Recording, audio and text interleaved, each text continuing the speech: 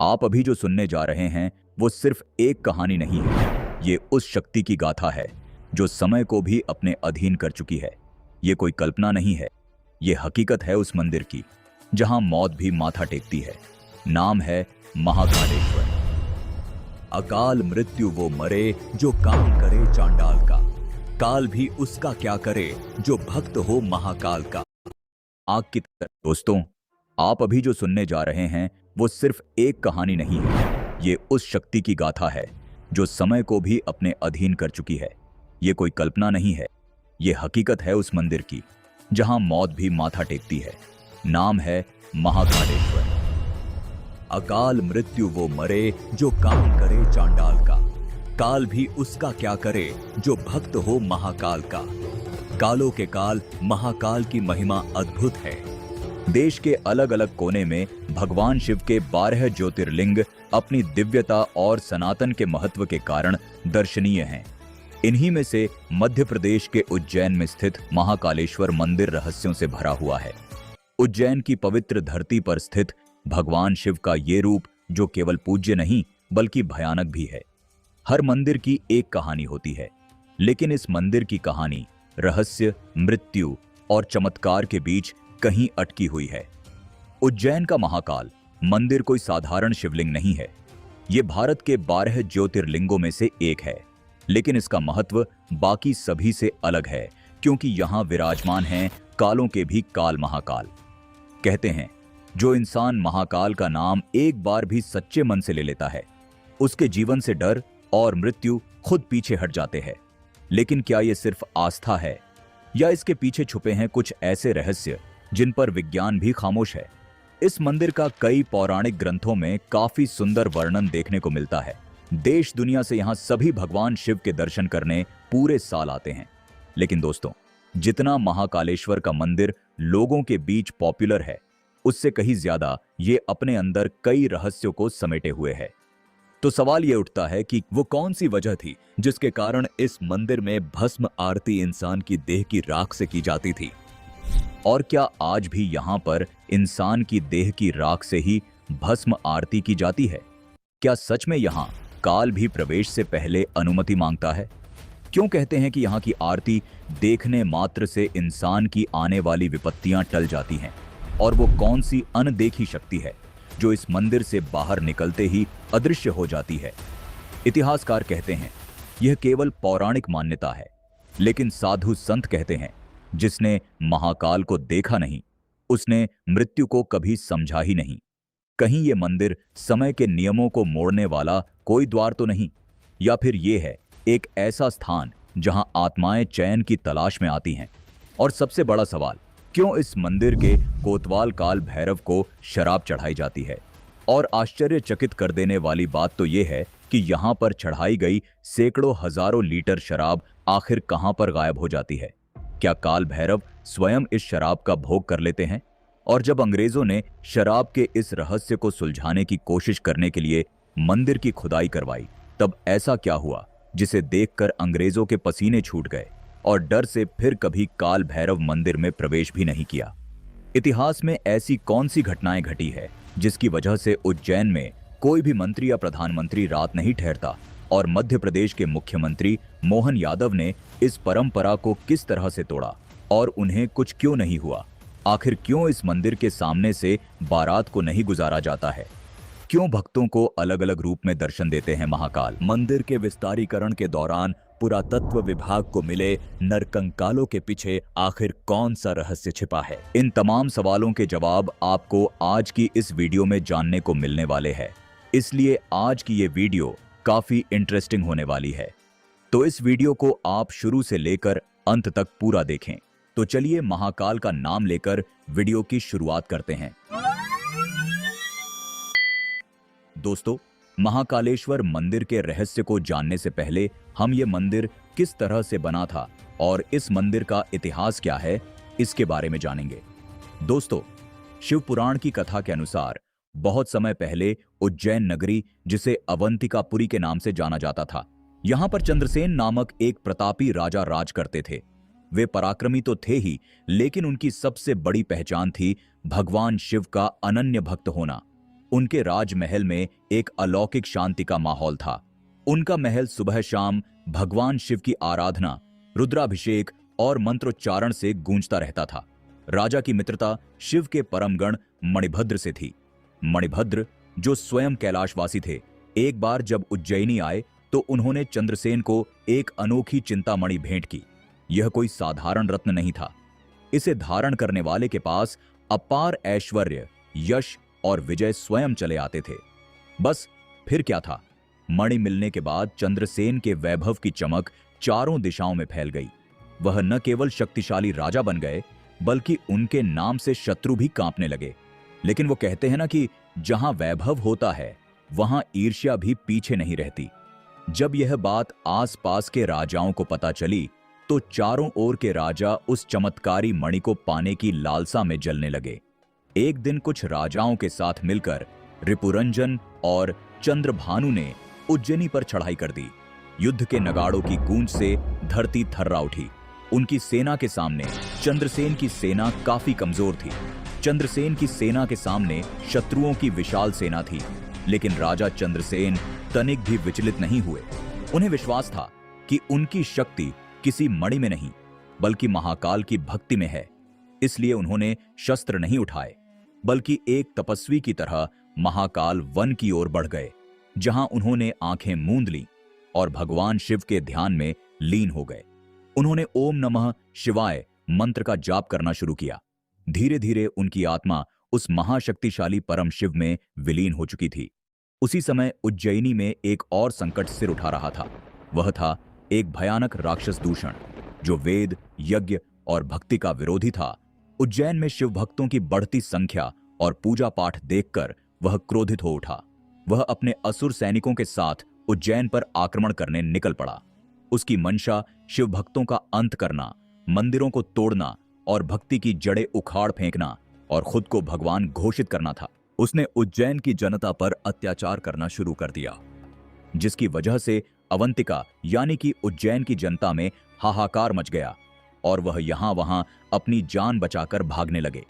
अब अवंतिका दो दिशाओं से घिर चुकी थी, एक ओर लोभी राजा और दूसरी ओर राक्षसी शक्ति। शहर भय, आशंका और अराजकता में डूब चुका था। इसी दौरान आक्रमण के भय के कारण अवंतिका के एक कोने से एक विधवा गोपी अपने 5 साल के बेटे के साथ आश्रय की तलाश में भटकती हुई उसी महाकाल वन में पहुंच गई। उसने देखा कि एक राजा, जिसने जरूर ऐश्वर्य का जीवन जिया होगा, अब साधक की तरह तपस्या में लीन है। यह दृश्य अद्भुत था। उसका बालक, जो उत्सुक और जिज्ञासु था, राजा को शिव की भक्ति में देखकर मंत्रमुग्ध हो गया। वह भी वहीं थोड़ी दूर बैठ गया और एक छोटा सा शिवलिंग बनाकर उसकी पूजा करने लगा। फूल, जल, बेलपत्र जो भी पास मिला वह शिवलिंग पर चढ़ाता गया। धीरे धीरे वह शिव भक्ति में इतना खो गया कि मां की आवाजें भी उसे सुनाई नहीं दे रही थीं।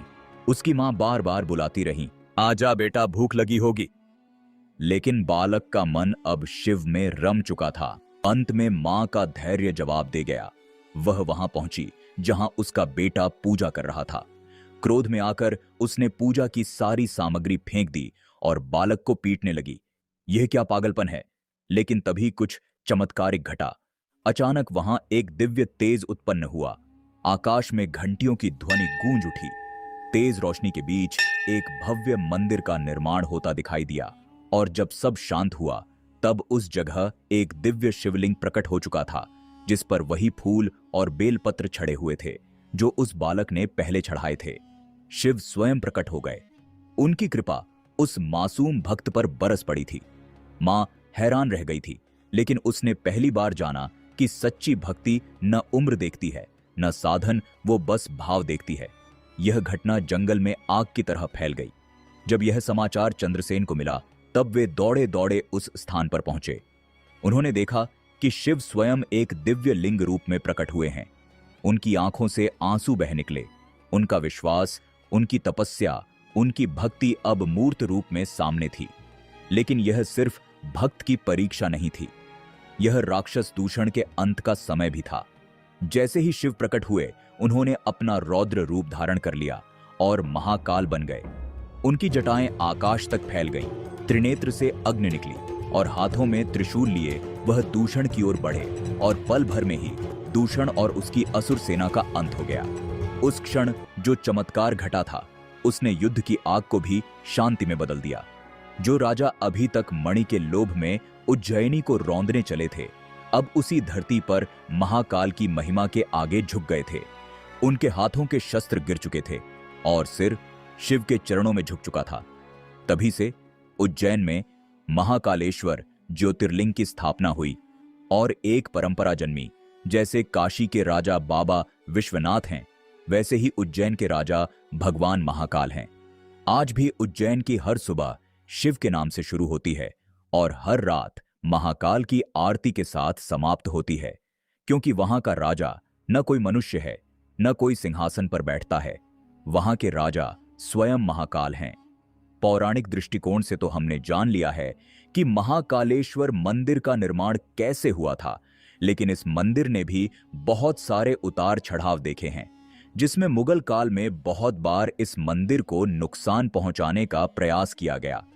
कहा जाता है कि 1235 में महाकालेश्वर मंदिर को दिल्ली के सुल्तान इल्तुतमिश ने पूरी तरह से नष्ट कर दिया था। इस बारे में हम सभी जानते हैं कि किस तरह मुस्लिम आक्रांताओं ने हिंदू धर्म को मिटाने के लिए उनके धार्मिक स्थलों को नष्ट करके वहां पर मस्जिदों का निर्माण करवाया था। उस समय महाकालेश्वर मंदिर लोगों के लिए आस्था का एक केंद्र माना जाता था, लेकिन जब इल्तुतमिश को इस बारे में सूचना मिली तो उसने तुरंत अपने सिपाहियों को मंदिर ध्वस्त करने का आदेश दिया। लेकिन जब हिंदुओं को इस बारे में पता चला तो उन्होंने सिपाहियों के आने से पहले ही महाकाल मंदिर के गर्भगृह में स्थित स्वयंभू ज्योतिर्लिंग को आक्रांताओं से सुरक्षित बचाने के लिए पास में ही बने एक कुएं में रखा दिया था। इसके बाद औरंगजेब ने मंदिर के अवशेषों से वहां एक मस्जिद का निर्माण करवा दिया था। मंदिर टूटने के बाद करीब 500 सालों से अधिक समय तक महाकाल का मंदिर जीर्ण शीर्ण अवस्था में रहा और ध्वस्त मंदिर में ही महादेव की पूजा आराधना की जाती रही।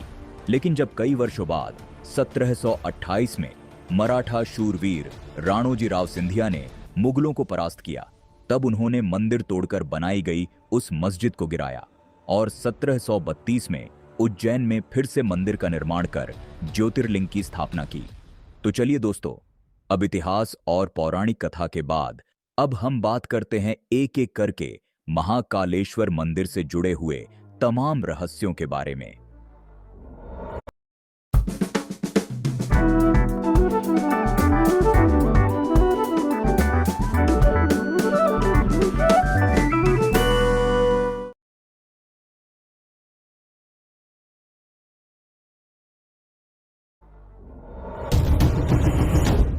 नंबर 1, रहस्यमयी स्वयंभू शिवलिंग। महाकालेश्वर मंदिर में जो शिवलिंग मौजूद है उसके बारे में कहा जाता है कि ये स्वयं उत्पन्न हुआ है, इसको किसी के द्वारा स्थापित नहीं किया गया है। यहां पर शिवलिंग कैसे प्रकट हुआ था, इसके बारे में हमने आपको वीडियो में पहले ही बता दिया है। महाकालेश्वर मंदिर में जो भी श्रद्धालु आता है उसे खुद अनुभूति होती है कि वास्तव में यहां पर मौजूद शिवलिंग देवीय ऊर्जा से भरपूर है।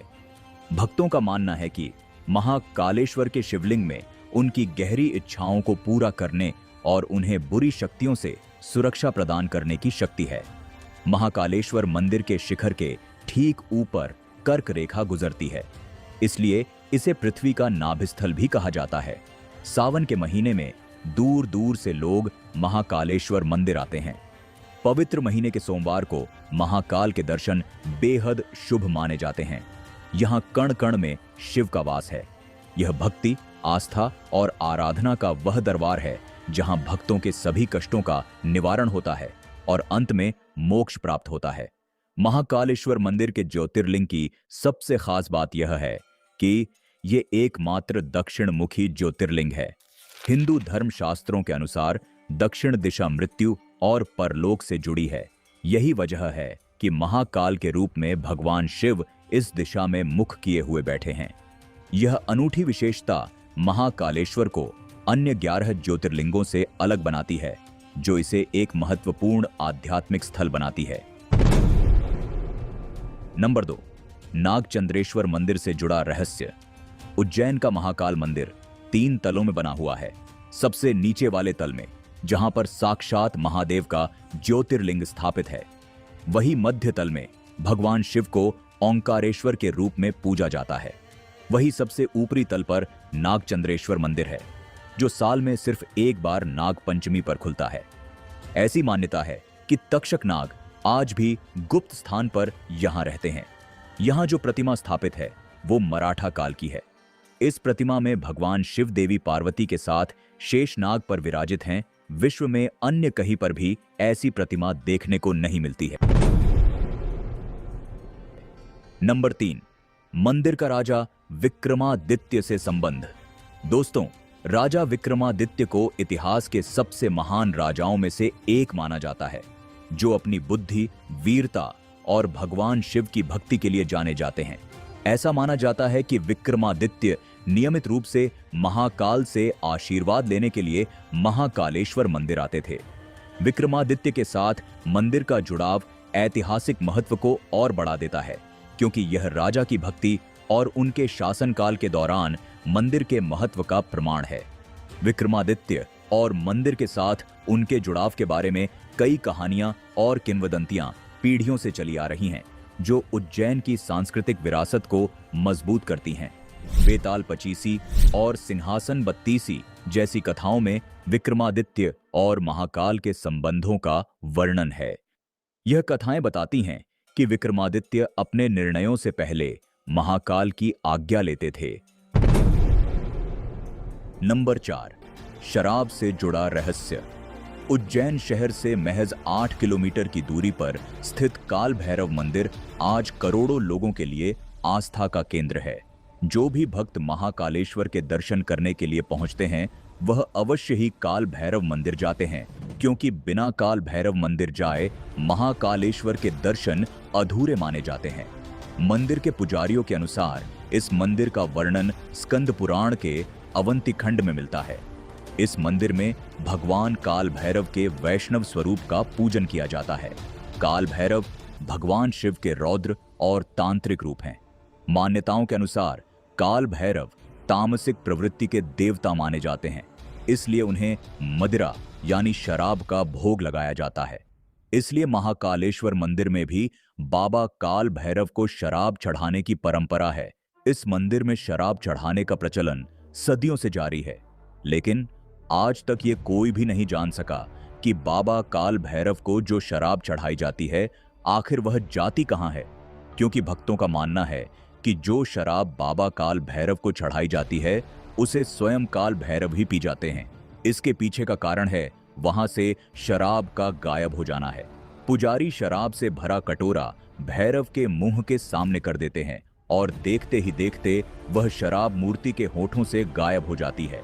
ऐसा लगता है मानो मूर्ति शराब पी रही हो। सबसे चौंकाने वाली बात यह है कि मूर्ति में कहीं कोई सुराख या आउटलेट नजर नहीं आता, फिर भी शराब गायब हो जाती है।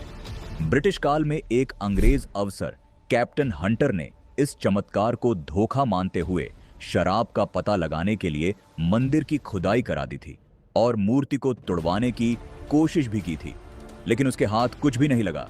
इस घटना के महज कुछ ही दिनों बाद अंग्रेज अफसर की रहस्यमयी तरीके से मौत हो गई। इस घटना के बाद ब्रिटिश सरकार ने मंदिर परिसर में किसी भी तरह की छेड़छाड़ करने से मना कर दिया। लेकिन अंग्रेजों की तरह इस रहस्य को उजागर करने की कोशिशें कुछ भारतीय वैज्ञानिकों, पत्रकारों और विदेशी पर्यटकों ने भी की थी। 1916 के दशक में कुछ भारतीय वैज्ञानिकों और पुरातत्व विभाग से जुड़े विशेषज्ञों ने मंदिर की मूर्ति और संरचना का निरीक्षण किया। उन्होंने मूर्ति में छेद या पाइपलाइन की जांच करने की कोशिश की, क्योंकि उनको ऐसा लगता था कि मूर्ति के अंदर कोई पाइपलाइन जुड़ी हुई है, जिसके जरिए से शराब कहीं एक जगह पर जमा होती होगी। आधुनिक उपकरणों से स्कैनिंग भी की गई, लेकिन शराब का कहीं भी जमा होने का उन्हें कोई भी बहाना नहीं मिला। इसी तरह से कुछ जर्मन और फ्रेंच डॉक्यूमेंट्री टीमों ने काल भैरव मंदिर पर वीडियो बनाए। उन्होंने HD कैमरों और माइक्रोफोन से मूर्ति की हरकतें रिकॉर्ड करने की कोशिश की, लेकिन कैमरे में मूर्ति के होठों से शराब गायब होती देखी गई, लेकिन उन्हें कोई छेद नजर नहीं आया। एक ब्रिटिश टीम ने इसे a case of collective divine illusion कहकर संबोधित किया, यानी ये आस्था और रहस्य का अद्वितीय मिश्रण है। Winzo Ludo. Play Ludo online. Get it today.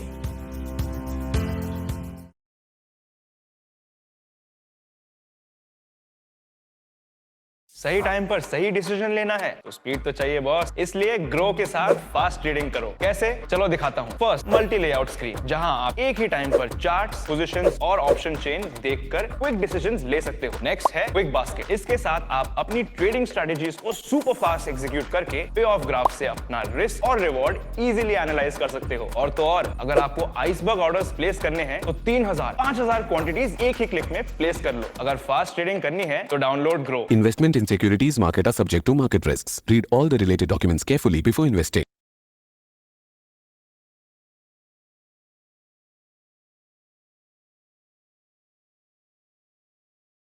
ये मिश्रण है। डॉक्टर वाकणकर तुरंत एक अपनी टीम को लेकर विक्रम विश्वविद्यालय से खुदाई करने पहुंचे और खुदाई की जमीन के अंदर तक, और देखा कि वहां पर कहीं भी वो वाइन उन्हें दिखाई नहीं देती है। आज भी टैंकरों से, यानी कि कहा जाता है कि निरंतर अगर कोई पाइपलाइन भी लगा दी जाए काल भैरव के मुख पर तो वो वाइन कहाँ जाती पता नहीं चलती है। तो ये एक दुर्लभ प्रतिमा है जिसमें वाइन को गायब करने की शक्ति है, क्षमता है। तो यह एक देवी शक्ति ही कह सकते हैं। इसके अलावा कई पत्रकारों ने काल भैरव मंदिर की रिपोर्टिंग की, खासकर टीवी चैनल्स जैसे आज तक, एनडीटीवी, हिस्ट्री टीवी, 18 आदि ने इस पर कार्यक्रम चलाए। लेकिन हर रिपोर्ट का निष्कर्ष यही रहा कि यह आस्था, तंत्र और चमत्कार का सम्मेलन है जिसे आज तक विज्ञान पूरी तरह नहीं समझ पाया है। कहा जाता है कि जब औरंगजेब के सैनिक काल भैरव मंदिर को नष्ट करने के लिए पहुंचे, तब अचानक कई सारे कुत्ते एक झुंड में प्रकट हुए और सैनिकों पर हमला कर दिया। कुत्तों के काटने से कई सैनिक घायल हो गए और उनमें से कुछ पागलपन का शिकार हो गए। यह घटना इतनी भयावह थी कि सैनिकों ने एक दूसरे पर हमला करना शुरू कर दिया।